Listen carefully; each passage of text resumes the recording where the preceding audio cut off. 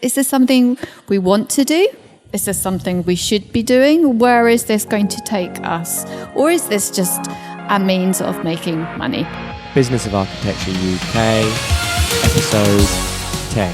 Hello and welcome, Architect Nation. This is the podcast for architects where you'll discover tips, strategies and secrets for running an impactful and profitable design practice. And in this episode, I travelled down to near Portsmouth in a place called Southsea, where I met with Roger Tyrrell of CHORA and Wendy Perring, who is the founder of Pad Studio. And it was a really amazing conversation to have with both of them. Wendy and Roger have been collaborating for the last few years, and they talk about the nature of that relationship and the power of the Manifesto, and how Roger worked with Wendy in creating a practice manifesto, and how this manifesto has led on to them growing and developing their practice and getting in front of the right kind of clients that they want to be working with. They also discuss the power of collaboration with clients, and also the relationship between running a practice and being actively involved in education and teaching, and how those lessons learned in teaching can be instilled in your company culture. So please sit back and relax and enjoy this episode. Good afternoon. My name is Rion Willard and I am the host of the Business of Architecture UK, and I'm here with Wendy Perring of Pad Studio. Hello, Wendy. Hello, Rion. How are you? I'm very well, thank you very much. Excellent. I'm also here with Roger Tyrrell. Did I get that right? Roger Tyrrell. Roger Tyrrell Yep, of absolutely. CHORA, and you guys collaborate together. We do. Amazing. Thank you so much for being here. And so let's get started. I was kind of curious to know about Pad Studio. How did it begin? And also, what is the nature of you and Roger's relationship? How do the two companies kind of intersect with each other? Yes. So Pad Studio, well, we are based in Lymington, which is right down in the depths of the New Forest, and next stop Isle of Wight.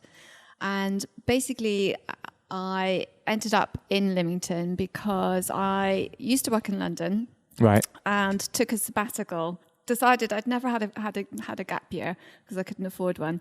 So when I was 30, I thought, right, it's now or never. So decided to take a sabbatical for a year. Got married, and my husband and I went off to sailing school and learnt how to sail. And we then proceeded to sail around the world professionally, working on boats. And 1 year led to 2 years. And while we were training, we kept sailing into Lymington, this quaint little place on the South Coast. I thought, it's really quite nice here.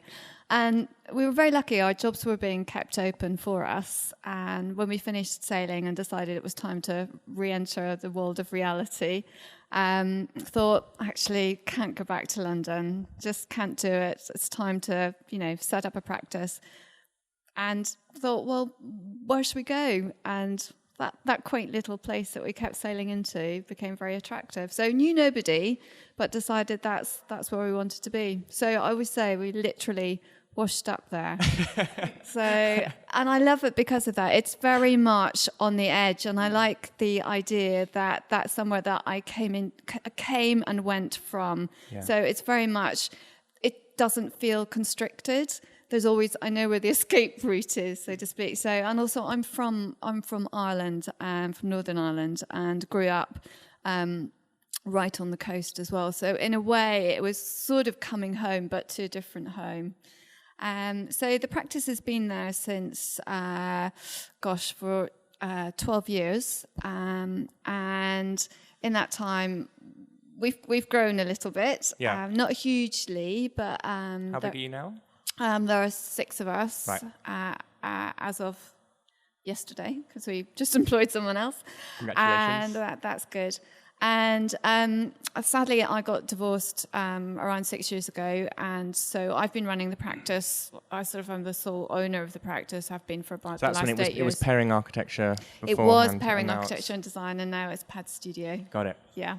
So we changed it, throughout that lifespan, we've changed from a partnership to a limited liability company, and now we're a limited company. Right. So yeah, we've been through all of them. Amazing. And Roger and I met, when did we meet? 8 years ago? Probably 9 years ago, actually. I applied to Portsmouth University to do some part-time teaching, and that's where I met Roger, really. So I have taught at Portsmouth since then on just a one-day-a-week contract, and we've taught... Design tuition or... yes, so studio teaching, yeah. And then I think we started to collaborate together a bit more in the last couple of years. And you have, well, you can talk about that. You've sort of formalised CHORA. Yeah, I think Wendy and I started our collaboration really quite softly. No big project, no flashing lights. We just started talking. And also with Wendy's colleague, Darren Bray. And one of the areas we were talking around was the relationship between academia and practice. And we thought there was a big void there, because I think without doubt all of the staff at PAD are great teachers and love teaching and have very, very good communication skills with students. But that seemed to be a kind of one-way flow. And we started to have conversations around how could academia support what we call praxis, which is distinct from practice. So PRAXIS. Right. So what we mean by that is kind of intelligent, thoughtful, reflective practice in architecture and other creative areas. And that's where the conversation began, really. And then out of that, in parallel, I was doing some writing, and my research area is in the world of phenomenology and Nordic architecture, and discovered the concept of CHORA, which is an ancient Greek word, which in Greek city-states meant a place where dance was revealed. Right. Plato took up this theme and extended that concept as to become he described it as a receptacle of becoming, which I think is a beautiful idea.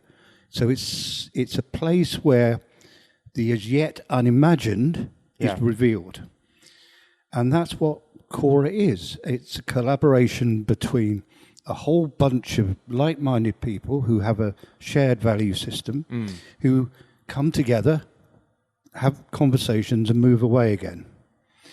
And we go into those situations not necessarily having an expectation of an outcome, but the outcome has always to date defined itself, hasn't it?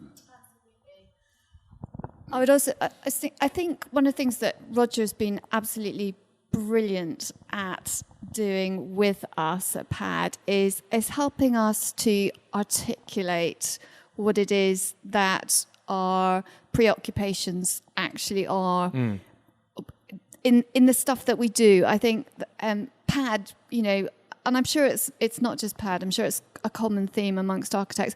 We're so busy doing. You're always, in a way, you're almost firefighting sometimes, because you've got all this great work, it's very exciting, and you're just doing what you're doing. And there are things that you become very passionate about, you love to explore, and they become a particular theme throughout your work. And I think that we were guilty of actually just not pinpointing what those things were, and probably not having the confidence actually and the means to articulate them. And I think with Roger's help, he was brilliant at coming in and saying, and just talking to us and really steering the ship, and to go back to the sailing, and really, helping us just to navigate through that, to define what it is that we are preoccupied with, and helping us to really write that down in the form of a manifesto. Right. And challenging us. I think that's been very, very important as well. Roger always comes with a challenge. You should carry a health warning. So, he makes us work. he makes us think, he pushes us, he asks us questions about our practice and of ourselves, and that has really been very helpful. And why has that been important in terms of like the running of the practice? It's absolutely fundamental, because I think you need to know what you do and why you do it, and what it's like it's your personality, it's your DNA. You have to understand who you are as a person and as a practice.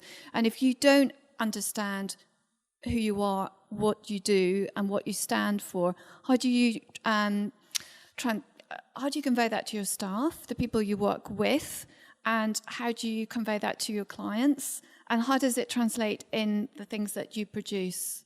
So we very much work as a studio. We're not, there's no hierarchy in PAD, and we really are a team. And for me, that was really important, that the team has to be a good team. Everybody is very important within that team, and everybody's got a part to play. So we each have to know what our common goals are. And so by working with Roger, you were kind of articulating that manifesto very clearly. Yes. And it can kind of be instilled. Yeah, to be fair, the manifesto was Roger's idea, it was not our idea.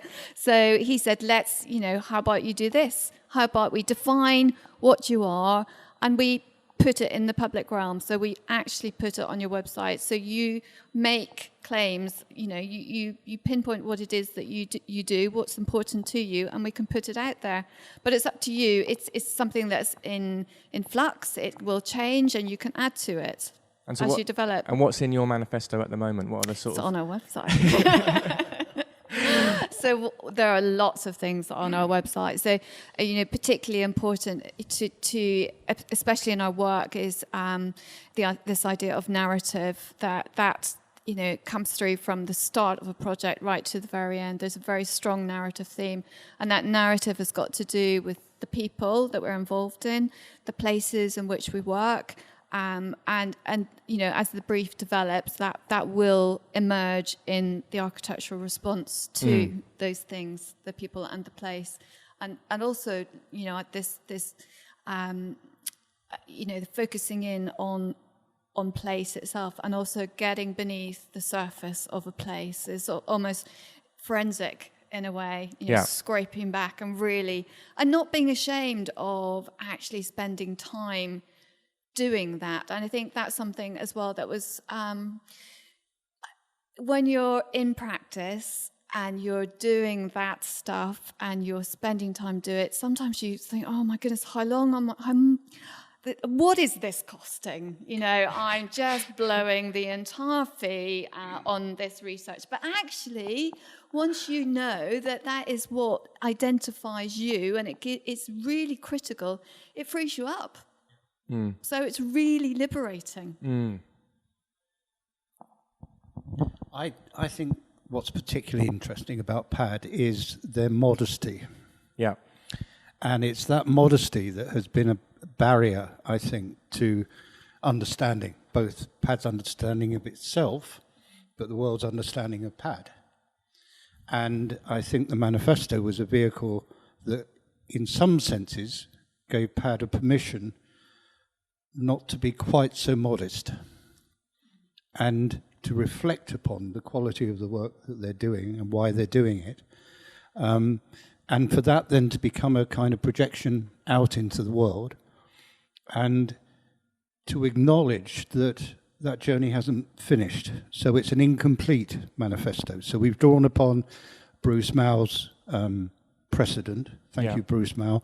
And he, of course, developed the Incomplete Manifesto for Growth.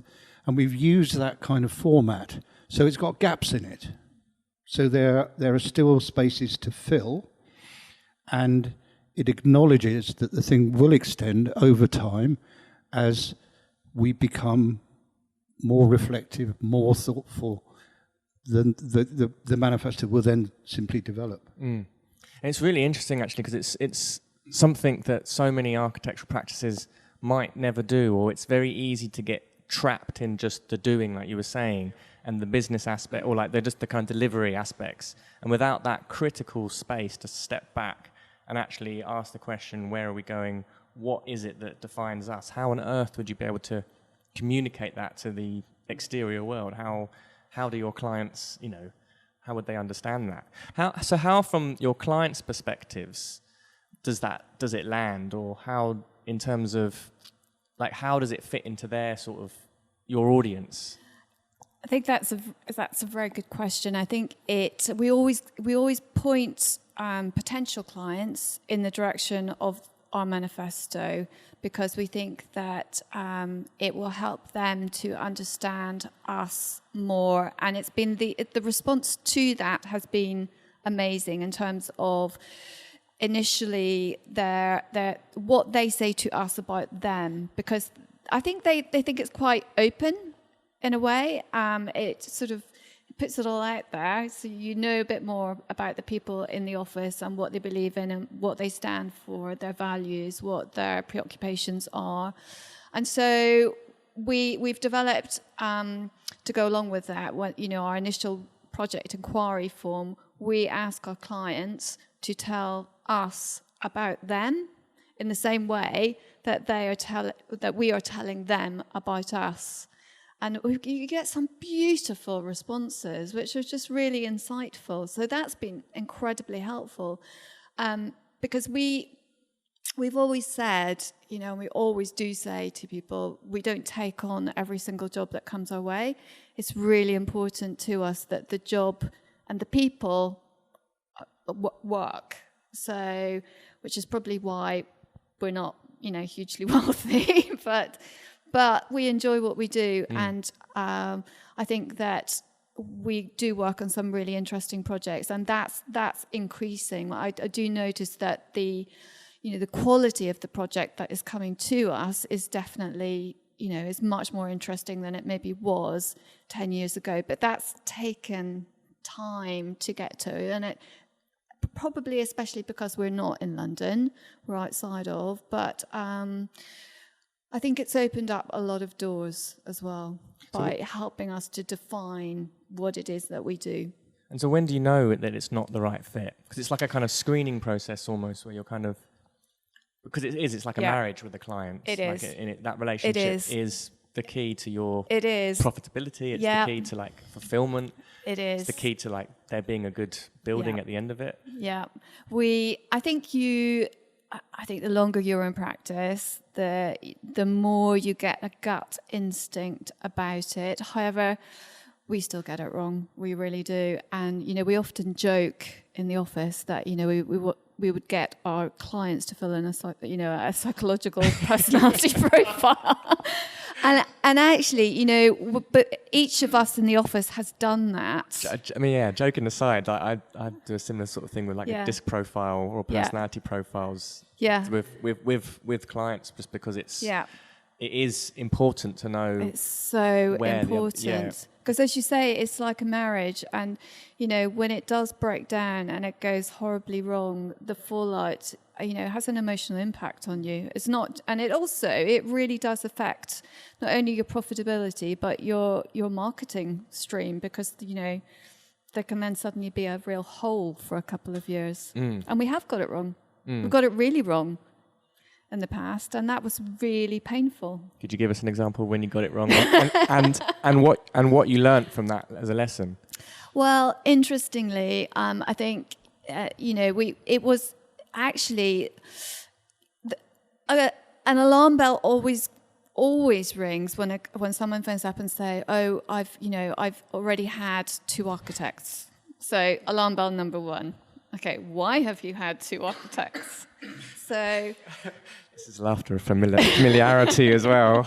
Yeah. So, and that's happened a couple of times. So, the one incident when it's the really painful one, we were her 3rd architect. So, and we did do a bit of due diligence, and we did phone up one of the other architects, and we thought, well, we can understand it was just not a good personality fit, and so we did one project with her, and that was all fine. So we did 3 projects with this particular couple, and it was only when we got to the 3rd one when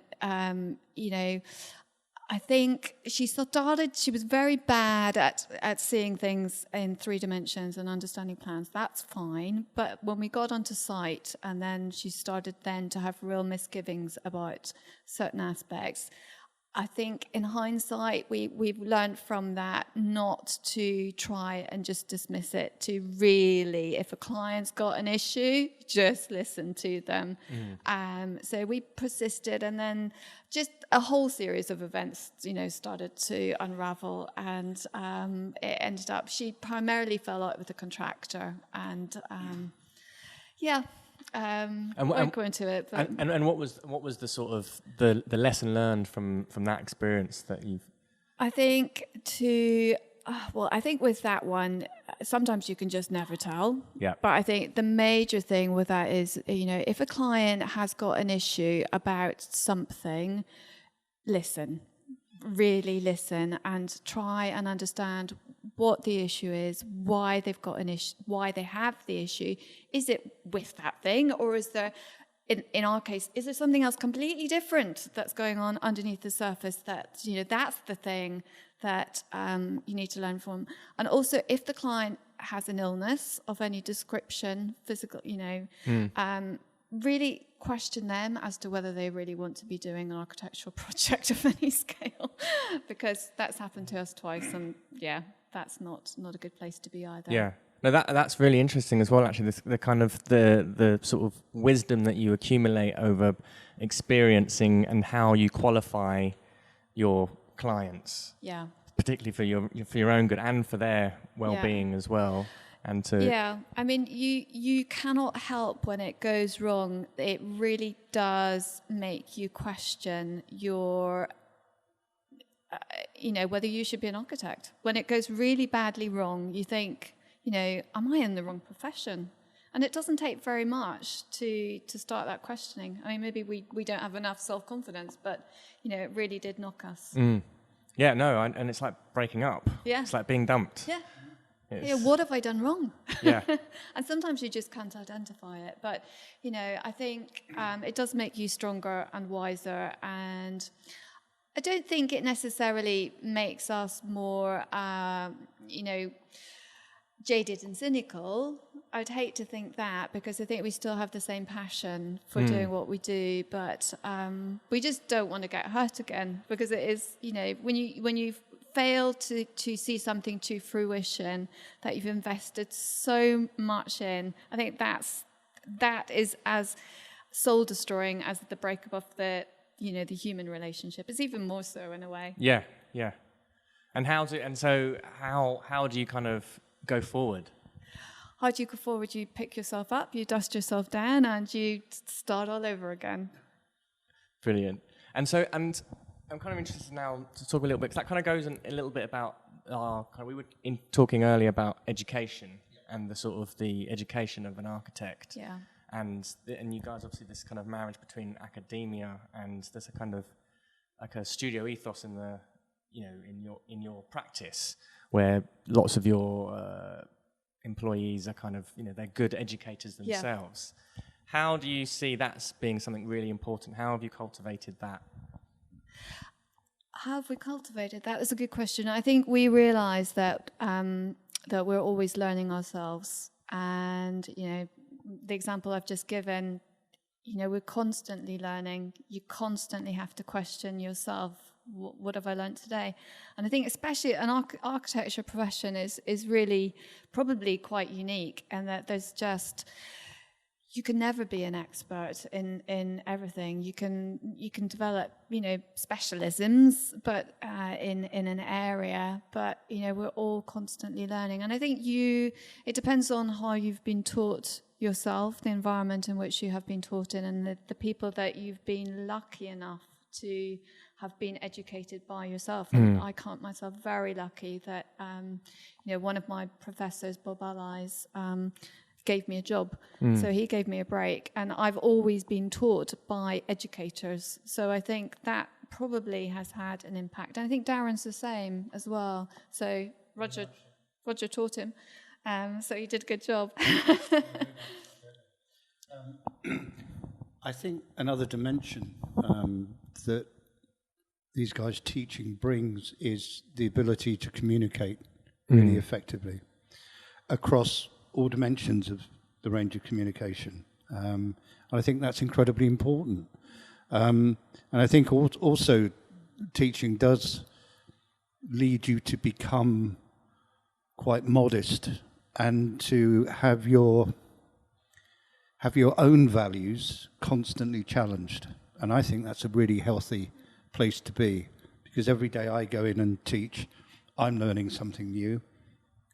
These young people are inspiring me, they're challenging me, they're getting me to think about my belief system in a way that I hadn't thought about it before, because they're bringing new things all the time. So I think in that sense, teaching's an interesting paradigm, because whilst we're emptying, we're sending our tide out, there's another incoming tide, which is these inspiring young people that surround us that are bringing all this stuff to the table. And that's for me why it's such an important facet in my life, and I think for Pat as well, because creativity is about an emptying.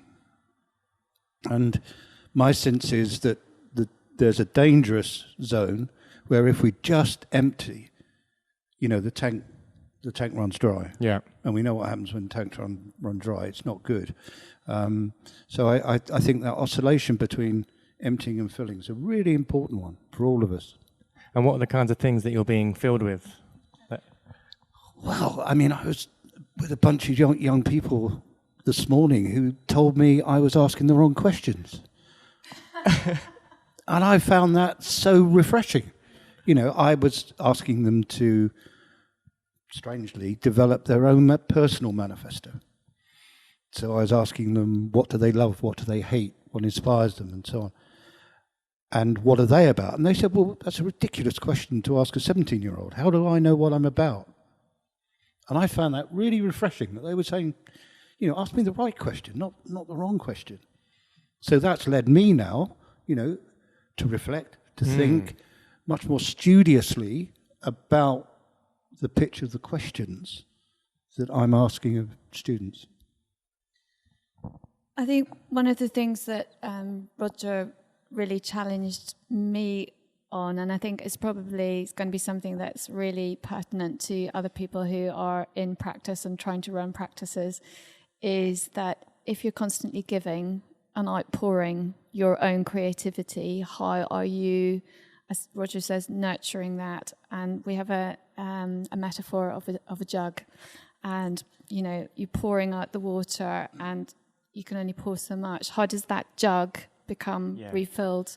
And Roger has been very good at saying, so Wendy, how are you becoming filled up again? How are you being nurtured?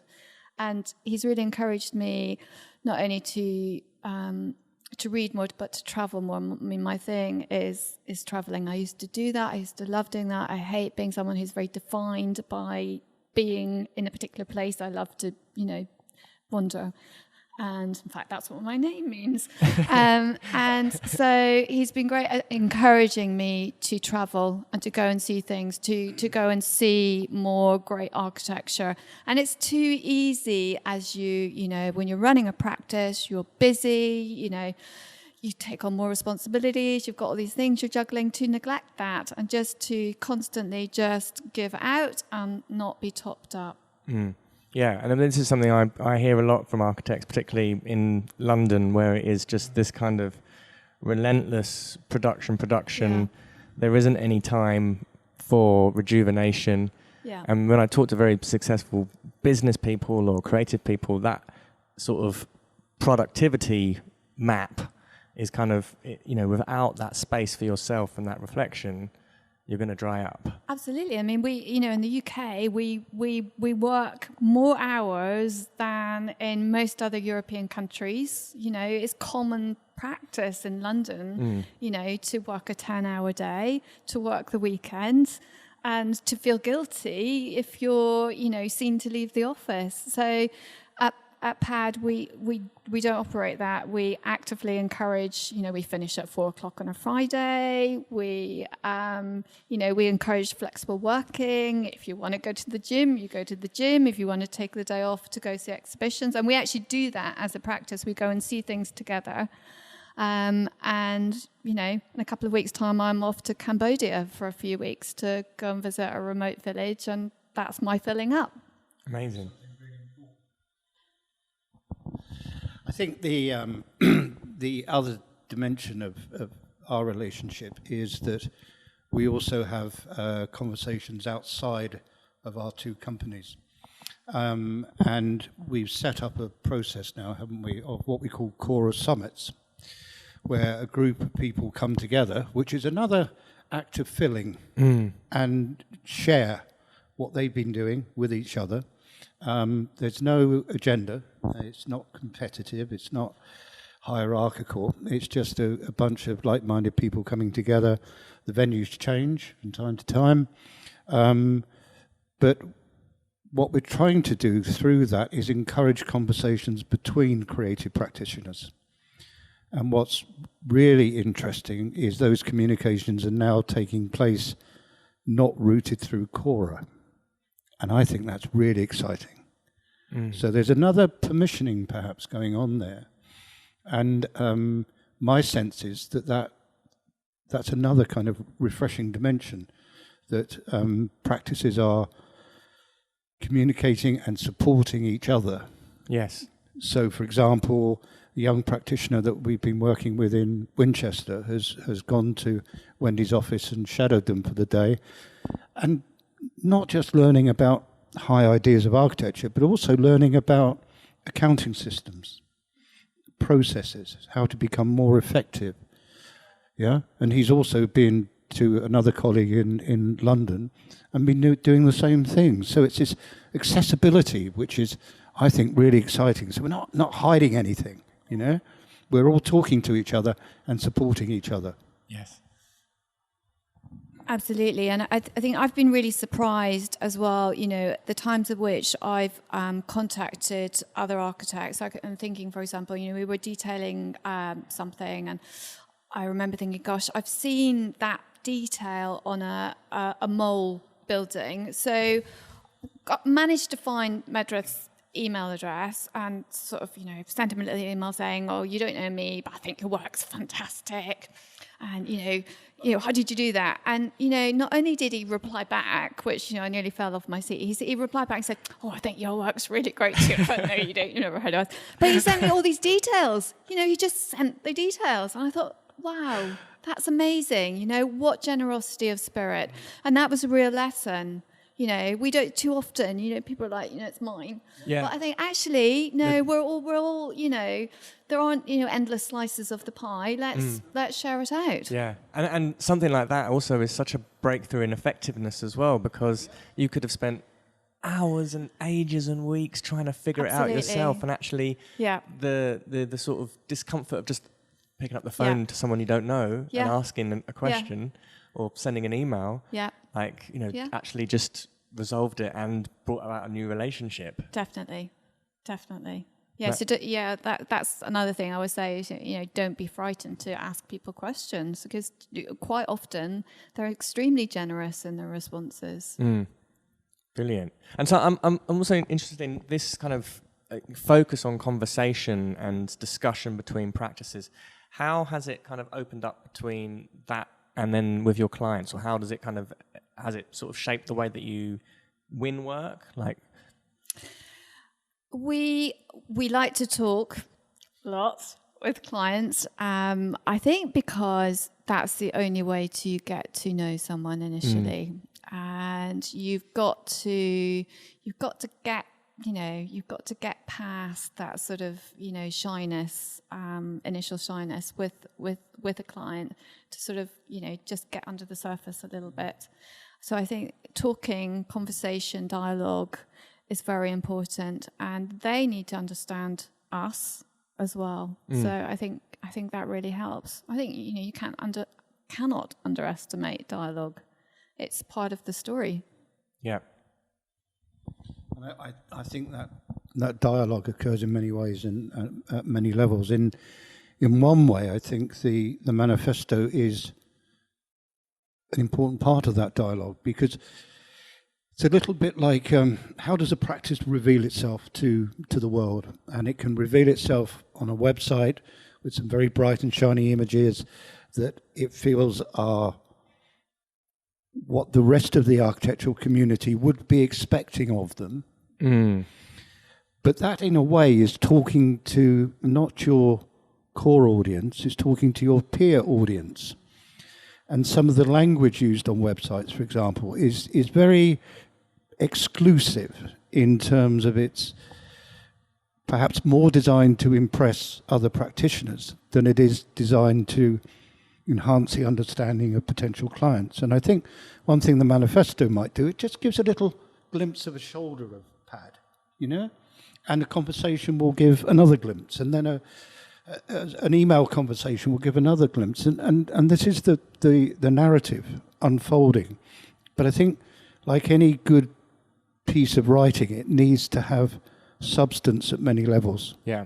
So there's got to be a kind of immediate engagement, and then increasingly deeper engagements where the conversations get increasingly rich and powerful and inspiring. And that's when you're really communicating effectively, isn't it? When you've got that depth and breadth of conversation. I also think that, by defining, what it is that you do, you've got something to test what you do against.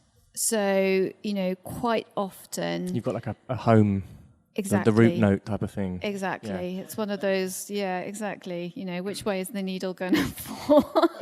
And even to the extent that when you get a job inquiry in and you sit around and you have a discussion, is this something we want to do? Is this something we should be doing? Where is this going to take us? Or is this just a means of making money? And actually, sometimes you just do need to make money to, enable you to do maybe something else that's you shouldn't be doing, because your brain is saying, really, this is a bad idea. But there's something about that is going to take you in another direction. And I never forget sitting in a lecture at the RBA, and I think it was James Soane, and he was talking about the Project Orange, in the very early days, and a pivotal job that they did was it was a refurbishment of a set of toilets, basically, and they did it because of who the client was and the connections that client had, and he said, just be careful what you turn down. You need to think it through. Yeah, very, very wise, because some of those projects can end up being your little... Exactly. So, for us, the very smallest project that we've ever done, which was the egg, which cost £40,000, we got paid, probably virtually nothing, in comparison to the time that we put into that. It's been on, websites from here to Timbuktu. It's been in Time magazine, and it's, whilst it hasn't led to lots of great arts projects, it's something that we're incredibly proud of doing, and it sometimes gets us a foot in the door because people go, oh yeah, you did, yeah. It shows that you're capable of doing great things with not very much. Yeah, brilliant. Excellent. I think that's probably all. Unless there's any. Actually, what's next for PAD? What's the future? What does the future hold? Well, the future. I think we want to continue to challenge ourselves. I think when you stop learning, you might as well give up. Yeah. So I think we want to. We're actually sitting in our first public building. And we have really enjoyed that. Everybody has, their own reasons for why they became an architect. And, one of mine was because I wanted to contribute something back into the built environment. And, to be able to impact the lives of, not just wealthy clients, but normal people. So we hope to do more public work. And we've developed a real passion for landscape work as well. So hopefully more of that. Brilliant. And who knows? We're up for anything. Excellent. Love it. And for CHORA? Well, we'll just keep the conversations going. Excuse me. When we started CHORA, we were really clear about what it was going to be, and now we know much less than we did then, and I think that's a really healthy thing. So it's taking on new shape, and it's going in directions that we never expected. But that, for me, is a really exciting thing, and I just find it liberating to be working with such incredibly interesting, inspiring people, because I just find it a lifting experience every time we're working with these folks. So we'll just keep the conversations going, I think.